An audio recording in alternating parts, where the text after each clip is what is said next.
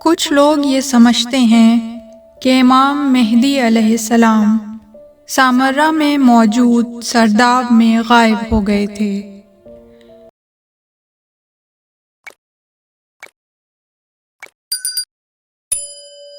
اس خیال کے پیچھے ایک طرف تو وہ پروپیگنڈا ہے کہ جو مکتب تشیع کے خلاف ہمیشہ سے جاری و ساری ہے، جس کا مقصد دراصل یہ ہے کہ اس مکتب کے خلاف جھوٹی اور غلط باتیں پھیلائی جائیں تاکہ لوگ اہل بیت علیہم السلام کی حقیقی تعلیمات تک نہ پہنچ سکیں۔ یہ دراصل ایک خوف ہے کہ جو مکتب اہل بیت اور مذہب حقہ سے ان بزدلوں کو ہے، اس لیے کہ مکتب اہل تشیع کے جتنے بھی عقیدے اور محکمات ہیں وہ تمام کے تمام اتنے ٹھوس، جامع اور مدلل ہیں کہ انہیں اگر کوئی قریب سے درک کرے اور جان لے تو پھر وہ حقیقت کے آگے سر تسلیم خم کیے بغیر نہیں رہ سکتا۔ یہی وجہ ہے کہ جہاں ایک طرف امامت، غم حسین، گریہ و ماتم و جلوس، ان کے بارے میں غلط باتیں پھیلائی جاتی ہیں، وہاں امام مہدی علیہ السلام کے عقیدے کے متعلق بھی بے شمار باتیں اور افواہیں پھیلا دی گئی ہیں۔ انہی میں سے ایک امام زمانہ علیہ السلام کا سرداب میں غائب ہو جانے کا ایک خیالی تصور ہے۔ سرداب کی حقیقت کیا ہے؟ جو لوگ عراق، ایران کے گرم علاقوں سے واقف ہیں وہ یہ جانتے ہیں کہ عام طور پر موسم گرما کی گرمی سے بچنے کے لیے گرم علاقوں والے لوگ اپنے گھروں میں زمین دوز گہرے سرداب تیار کرتے ہیں۔ اب بھی ایسے سردابوں کو ایران اور عراق میں مشاہدہ کیا جا سکتا ہے۔ سامرہ شہر میں اہل سنت ہی کی زیادہ آبادی ہے اور ان کے پرانے اور نئے گھروں میں بھی سرداب دیکھے جا سکتے ہیں۔ سرداب اسی گھر کا دراصل حصہ ہوتے ہیں جس میں وہ رہتے ہیں۔ حضرت امام علی نقی علیہ السلام کو مدینے سے حاکم وقت خلیفہ عباسی سامرہ لے آیا اور پھر واپس مدینے نہ جانے دیا، اور آپ کے سارے بیٹے بھی آپ کے ساتھ ہی تھے، جن میں جناب جعفر، جناب محمد، جناب حسین اور حضرت امام حسن عسکری علیہ السلام آپ کے خاندان کے اور افراد بھی تھے۔ آپ کا اس وقت جہاں پر روضہ ہے اسی جگہ آپ کا بہت بڑا گھر تھا۔ امام اسی جگہ پر اپنے مخصوص اصحاب اور ماننے والوں سے ملاقاتیں کرتے تھے، اس لیے کہ انہیں خلیفہ وقت کی طرف سے اس گھر میں نظر بند کیا گیا تھا، اس لیے عام لوگوں کو ملنے کی اجازت نہیں تھی۔ حکمرانوں کے افسران اور وزراء بھی اسی جگہ آتے جاتے تھے۔ اسی گھر کے اطراف میں بنی ہاشم کے اور گھر بھی موجود تھے، اور جس جگہ اس وقت سرداب موجود ہے یہ آپ کے گھر کا حصہ تھا۔ جب امام مہدی علیہ السلام نے اپنے بابا کا جنازہ خود پڑھایا کہ جو خلیفہ وقت اور اس کے کارندے اور امام زمانہ کے چچا جعفر کہ جو امامت کے جھوٹے دعوے دار تھے چاہتے تھے کہ جعفر جنازہ پڑھائیں، لیکن لوگوں نے دیکھا کہ کم سن بچہ آگے بڑھا اور اس نے کہا کہ امام کا جنازہ امام ہی پڑھا سکتا ہے، چچا آپ پیچھے ہٹ جائیے۔ اور پھر امام زمانہ عجل اللہ تعالی فرجہ نے امام حسن عسکری علیہ السلام کا جنازہ خود پڑھایا۔ اب لوگوں کو اور حکمران جماعت کو پتہ چل گیا کہ امام حسن عسکری علیہ السلام کے وہ فرزند موجود ہیں کہ جن کی ولادت سے سلاطین وقت اسی طرح خوفزدہ تھے جس طرح موسیٰ کی ولادت سے فرعون خوفزدہ تھا، مگر جس طرح پروردگار عالم نے فرعون کی تمام سازشوں کو ناکام بنا دیا، اسی طرح ان سلاطین وقت کی تمام سازشوں کو ناکام بنا دیا گیا، اور وقت کا امام نہ صرف متولد ہو چکا تھا بلکہ امامت کی ذمہ داریاں اٹھانے کے لیے حاضر و موجود تھا۔ حکمران جماعت کے کارندوں نے آپ علیہ السلام کو گرفتار کرنا چاہا۔ خلیفہ وقت چاہتا تھا کہ امام مہدی عجل اللہ تعالی فرجہ کو گرفتار کر کے قتل کر دیا جائے تاکہ اس کی حکومت کے لیے کوئی خطرہ باقی نہ رہے۔ امام زمانہ جنازے کے بعد اپنے گھر میں داخل ہو گئے اور سب کے سامنے اپنے گھر کے اندر گئے۔ حکومتی کارندے آپ کے پیچھے آپ علیہ السلام کے گھر میں گھس گئے، لیکن آپ علیہ السلام کو نہ پا سکے۔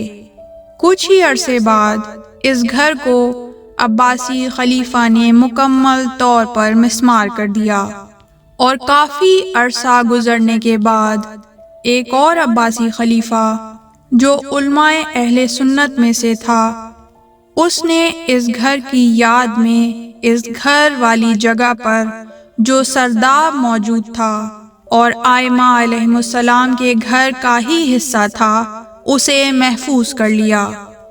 اس نے اس گھر کی یاد کے طور پر سرداب کے لیے دروازہ لگا دیا، کیونکہ اس گھر میں فقط سرداب ہی باقی بچا تھا۔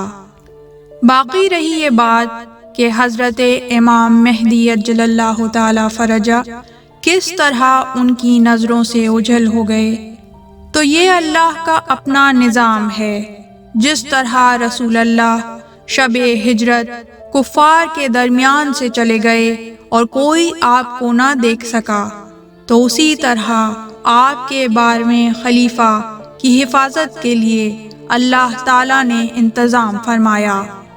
آپ علیہ السلام اپنے گھر کے اندر چلے گئے اور وہاں پر موجود لوگ آپ علیہ السلام کو نہ دیکھ سکے، اور امام محفوظ جگہ پر منتقل ہو گئے۔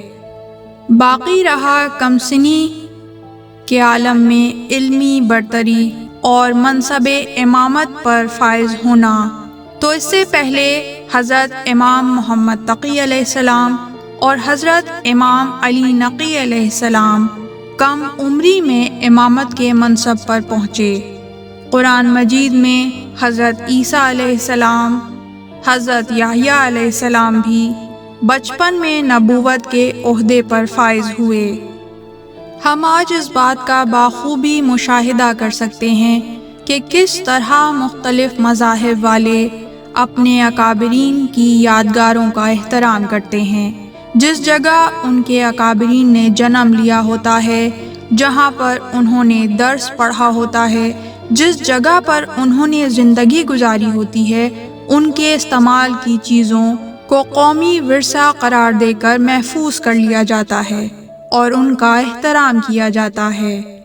اب آپ خود اندازہ لگا سکتے ہیں کہ جس جگہ 3 برحق اماموں نے زندگی گزاری ہو، اگر اس گھر کی ایک نشانی سرداب بچ گیا ہے، اگر اس کی حفاظت کی جائے اور اس جگہ کا احترام کیا جائے، تو اس میں کون سی بات اسلام کے منافی ہے، یا یہ کون سا غیر اسلامی عمل ہے، جبکہ اس سرداب میں رسول اللہ کی اولاد نے بہت عرصہ گزارا، اس جگہ نمازیں پڑھیں، دعا و مناجات کیں۔ اب اگر کوئی اس جگہ جا کر زیارت کرے یا وہاں بیٹھ کر دعا پڑھے، اپنے رب سے مناجات کرے، تو یہ کون سا قابل اعتراض عمل ہے، بلکہ یہ تو شاعر اللہ کی تعظیم میں سے شمار ہوتا ہے۔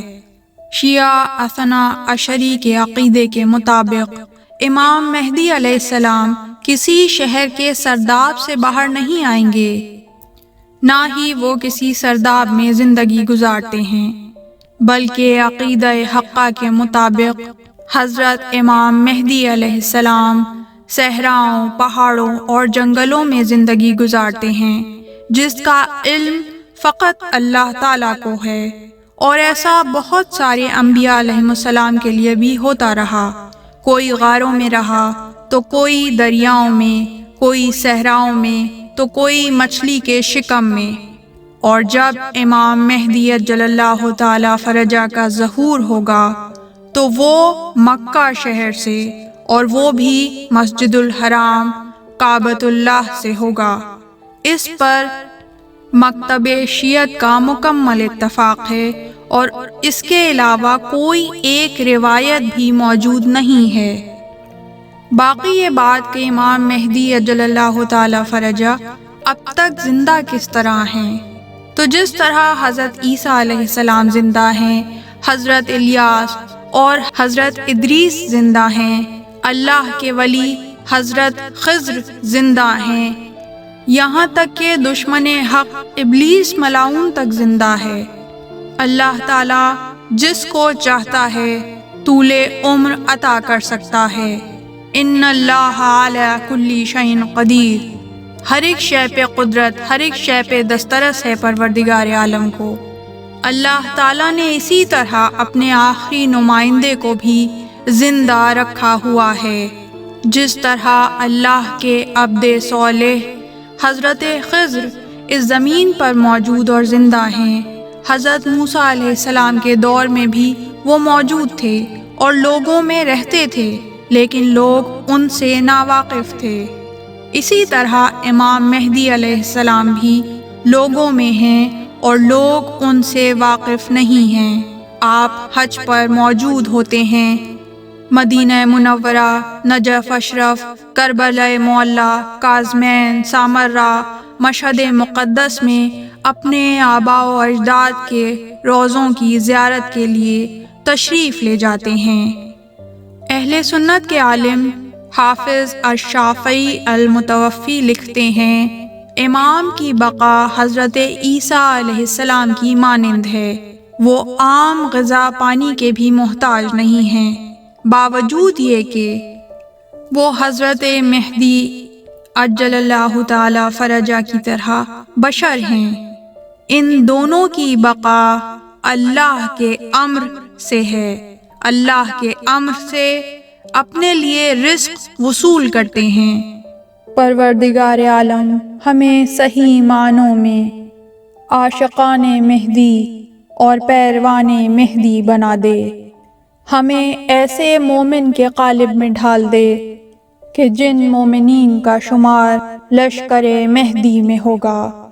پروردگار اپنی 12ویں حجت کو جلد از جلد اذن ظہور عطا فرما، تاکہ وہ تمام ظالموں کو، تمام جابروں کو اور تمام باطل قوتوں کو نیست و نابود کر کے مذہب امامیہ کا پرچم پوری دنیا میں سر بلند کر دیں۔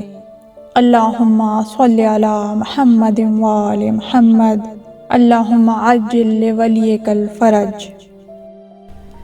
اس طرح کی مزید تحقیقی، علمی اور تاریخی ویڈیوز دیکھنے کے لیے چینل کو سبسکرائب کیجیے اور بیل آئیکن پہ کلک کیجیے۔ ویڈیو کو لائک کریں اور کامنٹس کے ذریعے بتائیے کہ آپ کو ویڈیو کیسی لگی۔ اگلی ویڈیو تک کے لیے خدا نگہدار۔